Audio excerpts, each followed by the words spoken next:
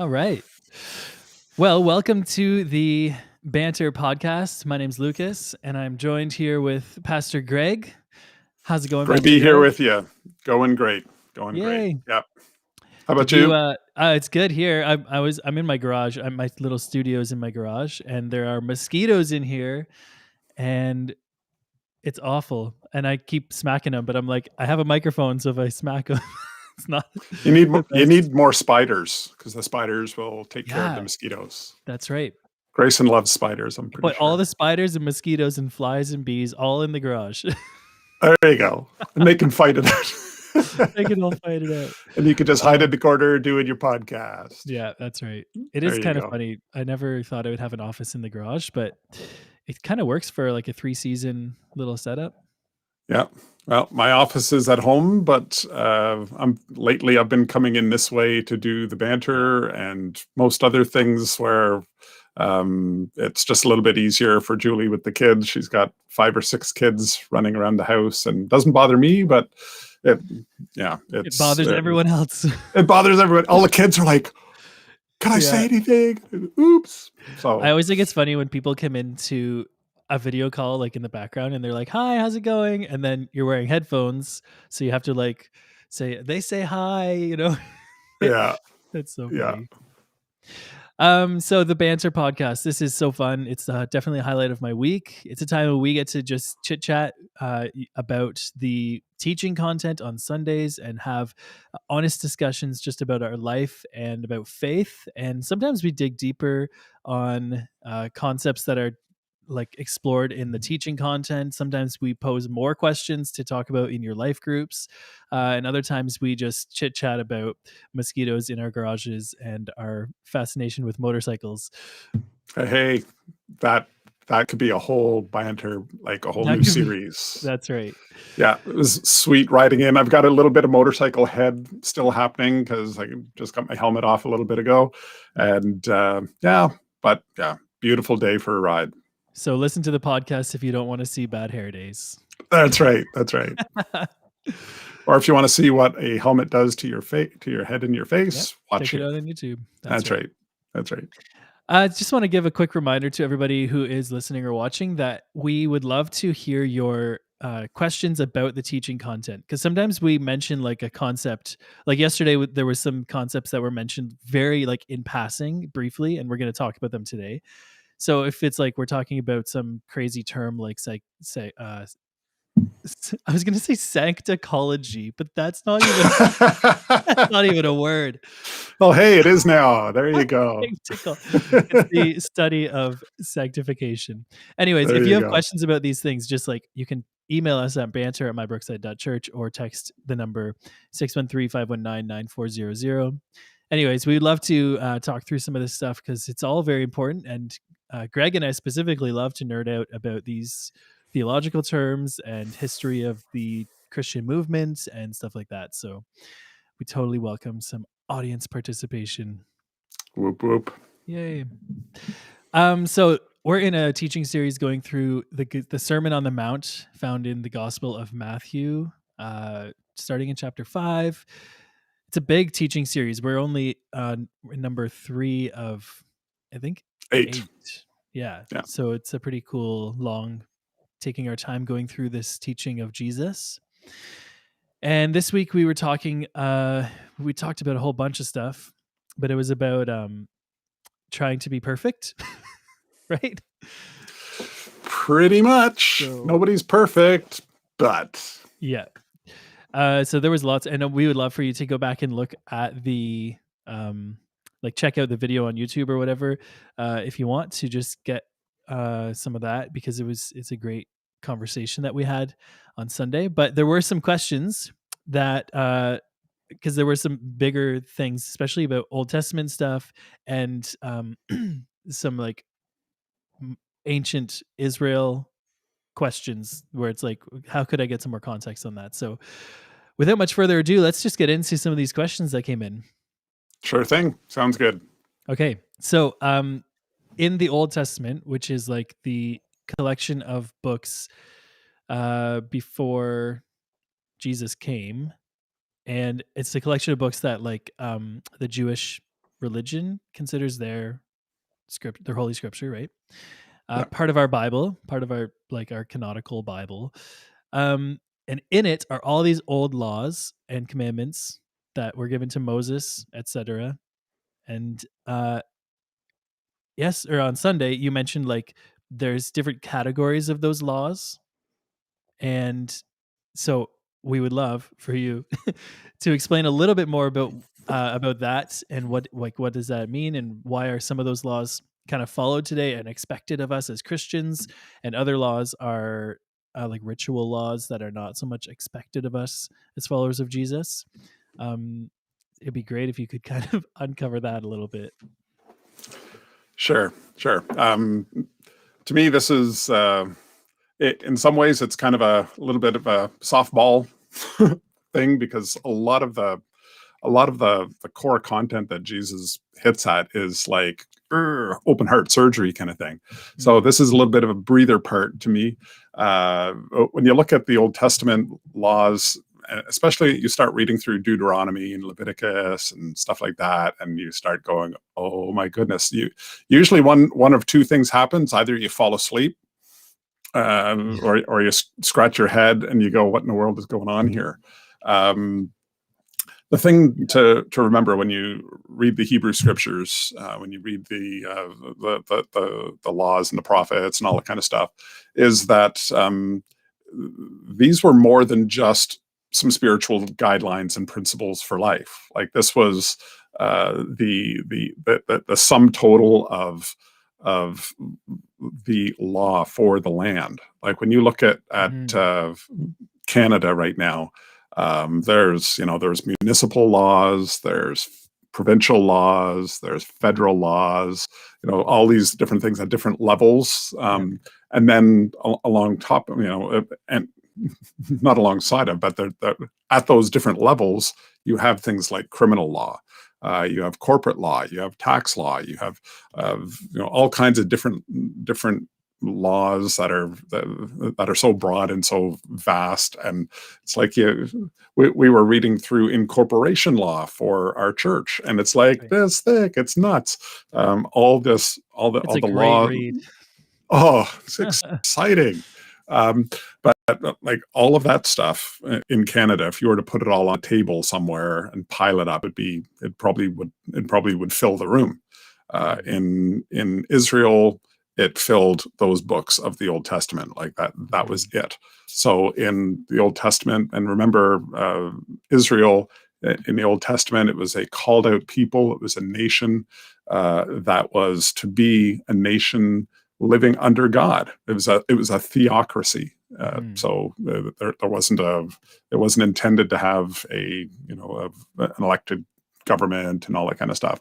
It was direct leadership under God. Yeah. And the law that contained in there can fall into three main chunks: civil law, which is kind of a lot of what we would consider criminal law, corporate law, tax law, all that kind of stuff. So there's civil law, there's ceremonial law, which is all the rituals, all the sacrifices, all the things you need to do to get right with God. And then there's moral law, summed up in the 10 Commandments. This is how I need to act within myself. Don't lie, don't cheat, love the Lord your God. That's what Jesus said. It's kind of all summed up in the great commandment: love the Lord your God with all your heart, soul, mind, and strength. Just straight out of the Old Testament. And love your neighbor as yourself, which is also straight out of the Old Testament. So those are the moral laws which still apply. Civil law, we're not a theocracy anymore. We're a democracy, part of Canada.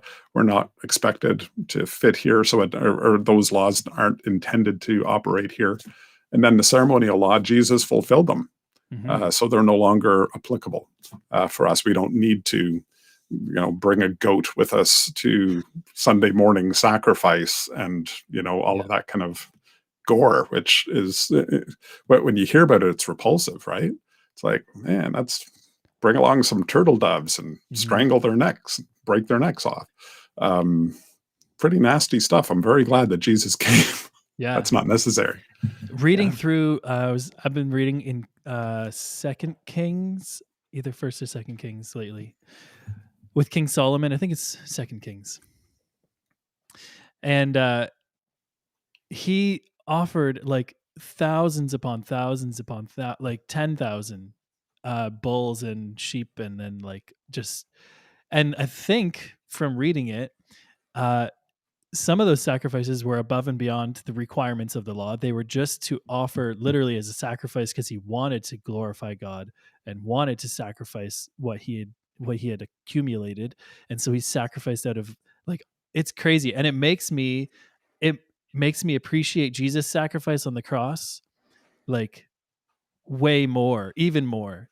Like every time I'm reading, I'm like, that was, I mean, the lives of these animals, like, and and again, the gore and the cleanup and the mess and all of it, just to have that relationship with God.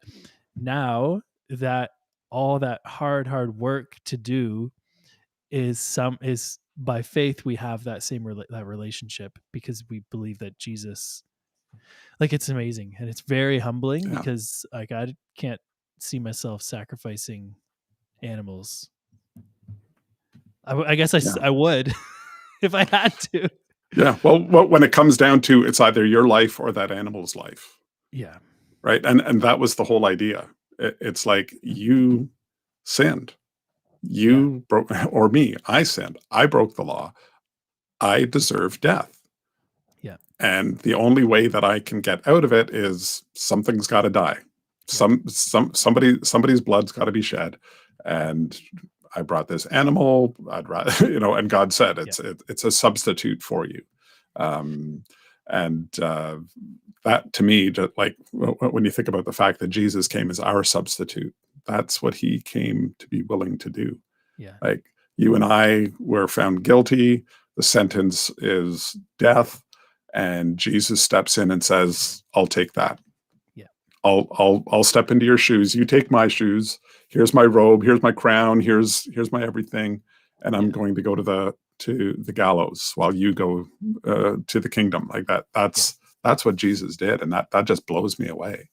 Yeah. Um, The other thing that is on my mind a lot these days is how in ancient Israel, how real it was. Like, we go about our lives with such protection, and especially in Canada, we have such freedom, and our religion just seems like something you kind of do and it's your own little thing. But in ancient Israel, like, it was a daily, everyday, like, again, theocracy. So like the whole concept of God ruling was way more like significant. It seemed more significant to their everyday interactions than it does for a lot of Christians. And at the end of your sermon, you do a challenge of like, if this isn't like real for you in your everyday life, then you need to be seriously considering like your own faith life and your own spirituality with mhm. Jesus, like, because Yeah, it should be this real. yeah, It's intense. yeah, yeah, yeah. I think we live in such an age of entitlement. Um, I've heard often people say, "Well, why did Jesus need to die for my sins anyway?" Like, that was not a question that anybody would have been asking back in Israel back Right. then. That the shocking part would be that somebody would be willing to do it.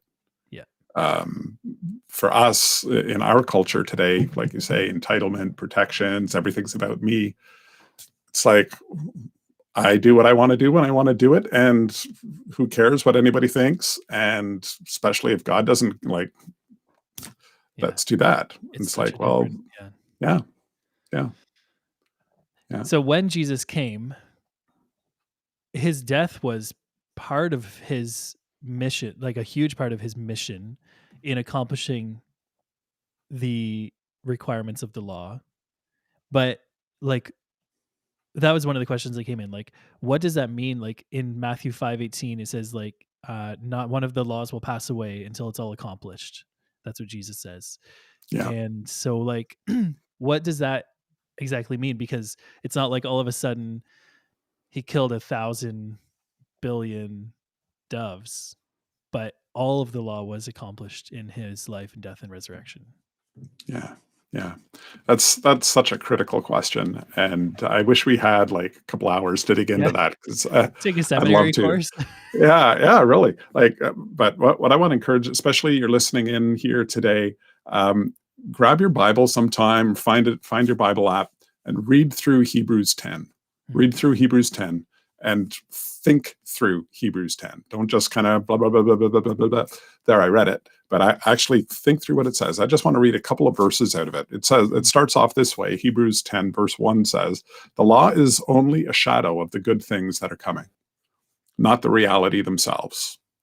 Said, "For this reason, it can never, the law, can never, by the same sacrifices repeated endlessly year after year, make perfect those who draw near to worship." The idea that he's getting across here is that the whole ceremonial system, the sacrificial system, was was never able to fully pay the penalty for my sin. Mhm. You know, I could go to worship God, bring my, my biggest sacrifice I could possibly give. Here it is, sacrifice for all my sins, and and make the sacrifice. And as I'm walking out the door, I have a lustful thought or a prideful thought, or Mhm. hey, look at how great I am. Look at this great sacrifice I just made. It's like, Mhm. wah, I'm guilty again. And then you turn around and and this Martin Luther went through this. Reading his story, it's incredible. Just the wrestling with the fact of the Mhm. reality of our sin until he came to realize that it's by grace that we're saved. Mhm. It's by grace that we're saved. It's God's unmerited favor. All the sacrifices that were made cannot. We can find this in multiple places in the Bible, all the sacrifices of bulls and goats, blood and everything, none of it does the thing. It points to the true sacrifice that Jesus made, and when he did it, there's none more that's needed because he did it once for all. It Mhm. was the perfect sacrifice that perfectly met the requirements of God, and so I don't need to do anything now, which Mhm. blows me away. Mhm. It's incredible. It's so amazing to read through the Old Testament with the New Testament. Like, we know the end of the story. Like, it would have been a whole different experience to be, especially living right before Jesus came with just anticipation and silence, versus now when we see the whole arc of redemption. And it's I mean, that in itself is a blessing, and then the fact that we have that close relationship with Jesus, like, totally available to us through his sacrifice. Yeah.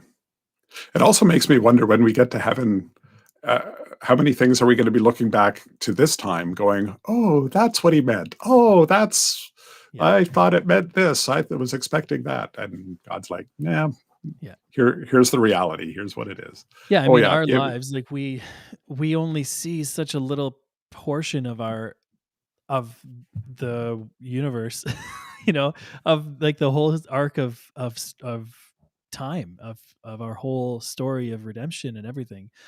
Mhm. And we get so I get so focused on my 30 years and maybe the next 30 and dreaming and stuff, but I forget that there's decades and millennias, and Mhm. even greater Yeah. than that there's eternity. It's a lot Yeah. bigger. And that was one of the other questions that came in, was like, sometimes when Jesus asks us to live a certain way or to do a certain thing, uh, we just have a bit of a limited concept of how that might impact.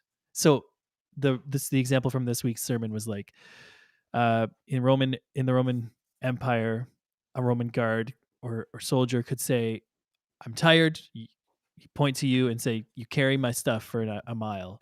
And then in Matthew, you were in 6, I think, this week. Jesus says, "If that happens, just go with him an extra mile, like do 2 miles."